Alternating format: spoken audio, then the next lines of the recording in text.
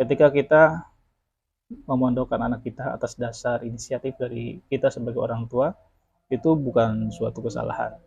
Tapi itu memang sudah seharusnya seperti itu. Kita yang mengarahkan anak kita kepada arah yang baik, sehingga anak kita tidak salah.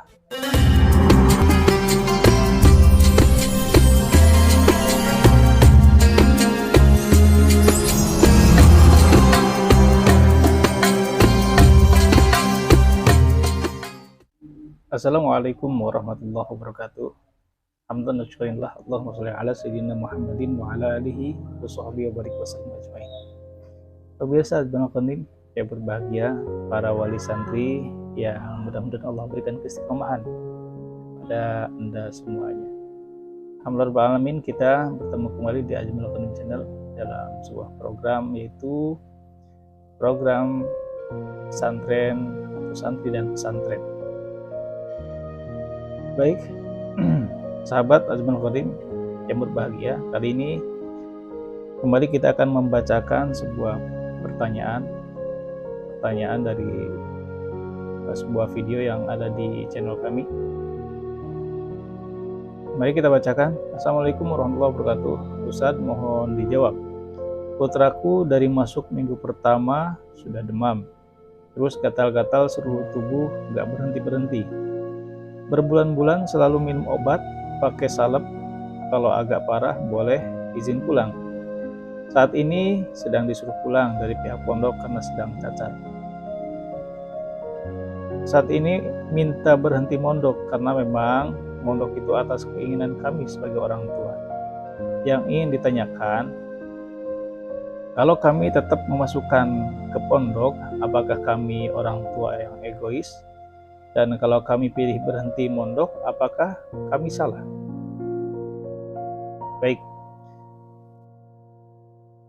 Baik, Umi Abdurrahmanullah, dari pertanyaan ini kita bisa menyimpulkan bahwa wali santri tersebut sedang kebingungan dengan kondisi anaknya yang sakit-sakitan, kemudian sekarang sedang di rumah, lalu kemudian karena kondisi tersebut anaknya minta berhenti mondok, dan kemudian orang tua bingung sebab keinginan atau memondokkan anak itu atas dasar keinginan dari beliau sebagai orang tua, bukan atas kemauan dari santrinya, sehingga bingung apakah harus tetap memondokkan ataukah berhenti saja mondoknya.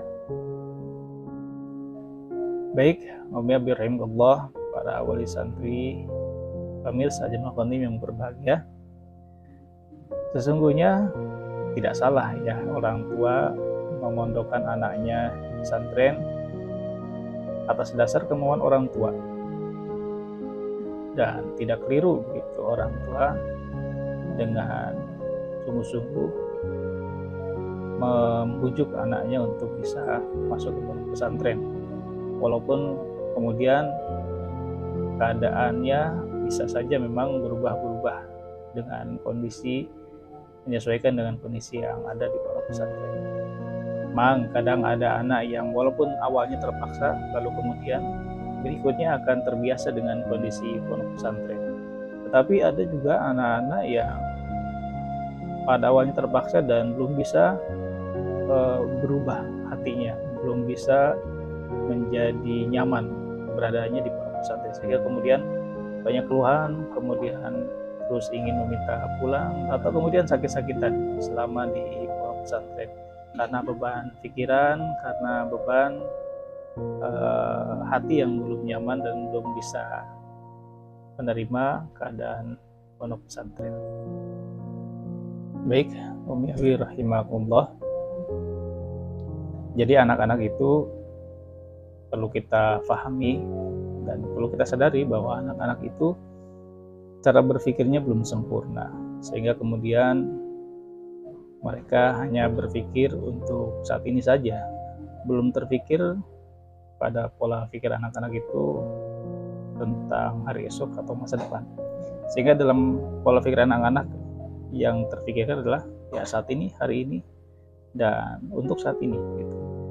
Maka tidak salah orang tua mengarahkan anak-anaknya, sebab anak-anak kita cara berpikirnya belum sempurna. Sementara kita orang tua berpikirnya adalah berdasarkan ilmu kehidupan, ilmu pengalaman yang kita bersama sudah mengalaminya masing-masing dan berbeda-beda setiap orang tua. Maka ketika kita memondokkan anak kita atas dasar inisiatif dari kita sebagai orang tua, itu bukan suatu kesalahan, tapi itu memang sudah seharusnya seperti itu. Kita yang mengarahkan anak kita kepada arah yang baik sehingga anak kita tidak salah langkah. Anak-anak kita itu belum bisa berpikir secara sempurna. Maka yang tadi dipertanyakan adalah apakah saya harus tetap memondokkan karena memondokkan ini adalah inisiatif sebagai orang tua, ataukah berhenti saja. Sementara kalau berhenti juga, apakah ini suatu kesalahan juga? Karena berhenti dari jalur kebaikan, berhenti dari jalan kebaikan. Baik, Umi Abi rahimahullah, jadi bagi kami sebagai pelaksana di lapangan terkait pendidikan anak-anak, khususnya di pondok pesantren, ketika menemukan anak-anak yang seperti ini, dengan kasus seperti ini, maka yang perlu dikedepankan adalah kita mengedepankan psikologis anak-anak, kejiwaan anak-anak. Jangan sampai kejiwaannya terganggu dalam artian depresi karena tekanan dan hal-hal yang tidak sesuai dengan kejiwaannya. Hatinya tidak siap, jiwanya belum kuat. Oleh karena itu, ketika anak kita betul-betul sudah mogok, betul-betul sudah tidak ingin lagi kembali ke pesantren, maka hematnya biarkan saja untuk saat ini, tidak perlu diantarkan ke pesantren. Atau berikan jeda beberapa waktu, biarkan dia merasakan perbedaan di pesantren dan tidak di pesantren. Jika hal tersebut sudah dilakukan dan anak kita tetap masih belum mau kembali ke pondok pesantren dengan berbagai alasan, maka biarkan anak kita melakukan sesuai dengan apa yang diinginkannya. Sebab kalaupun kita paksakan anak kita ke pondok pesantren dengan kondisi jiwa yang seperti itu, di pondok juga tidak akan stabil. Tapi kalau kita penasaran, 1-2 kali dicoba kembali ke pondok pesantren tetapi hasilnya sama, tidak ada kemajuan dalam kebaikan, lebih baik kita ikuti dulu untuk saat ini, mengikuti kemauan anak kita sampai jiwanya stabil.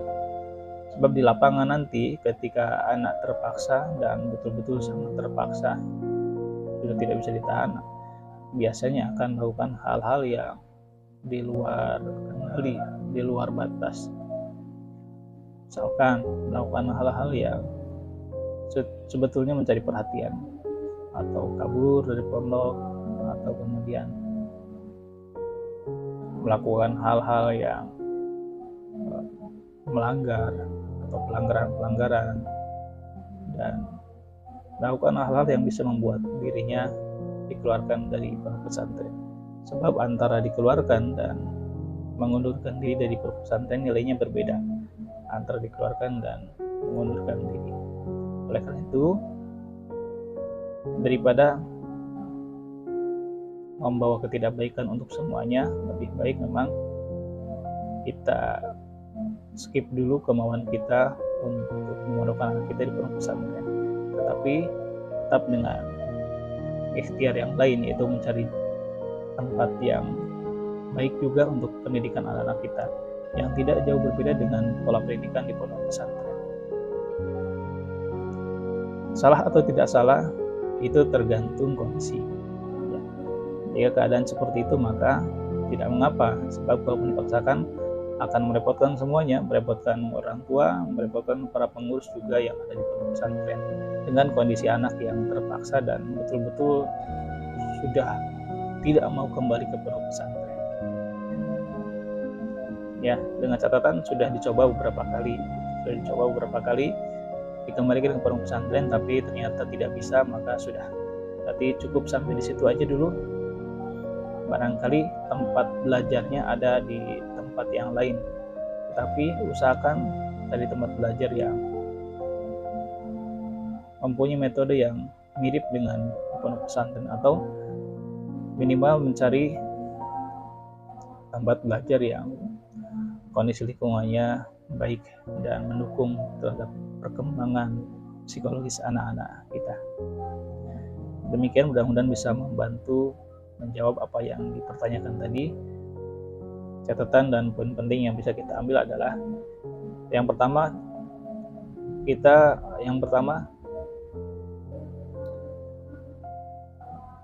mengarahkan anak-anak itu adalah tugasnya orang tua, karena anak-anak cara berpikirnya belum sempurna.